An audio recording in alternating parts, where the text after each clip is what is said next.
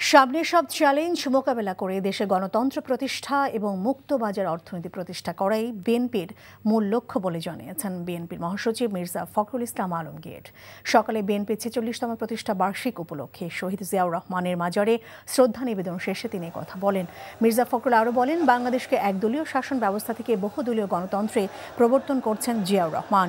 জিয়াউর রহমান যে স্বপ্ন দেখেছেন তার স্বপ্ন ও আদর্শ বাস্তবায়ন করতে হবে। ২০২৪ সালে দেশ দ্বিতীয়বার স্বাধীনতা অর্জন করেছে উল্লেখ করে বিএনপির মহাসচিব বলেন, তারেক রহমান নতুন বাংলাদেশ গড়ার লক্ষ্যে কাজ করছেন। বিএনপি সবসময় নেতৃত্ব দিয়েছে এবং সামনের দিনেও নেতৃত্ব দেবে বলেও জানিয়েছেন বিএনপির মহাসচিব মির্জা ফখরুল ইসলাম আলমগীর।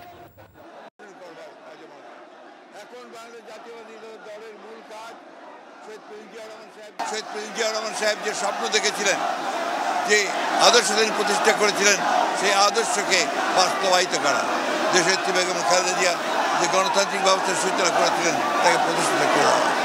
আর একই সঙ্গে আজকে আমাদের ভারপ্রাপ্ত চেয়ারম্যান তারেক রহমান যে নতুন বাংলাদেশের স্বপ্ন দেখছেন, বাংলাদেশকে নতুন করে গড়ে তুলবার জন্য তিনি যে কাজ করছেন, সেই বাংলাদেশকে গড়ে তুলবার জন্য আজকে আমরা প্রতিজ্ঞাবদ্ধ হয়েছি, শপথ নিয়েছি এবং যে কোনো বাধাই আসুক সব চ্যালেঞ্জকে মোকাবেলা করে বাংলাদেশে গণতন্ত্র সুপ্রতিষ্ঠা করা, মুক্তবাজার অর্থনীতিকে প্রতিষ্ঠিত করা, সমৃদ্ধ বাংলাদেশ পরিণত করবার জন্য আমরা কাজ করে যাব।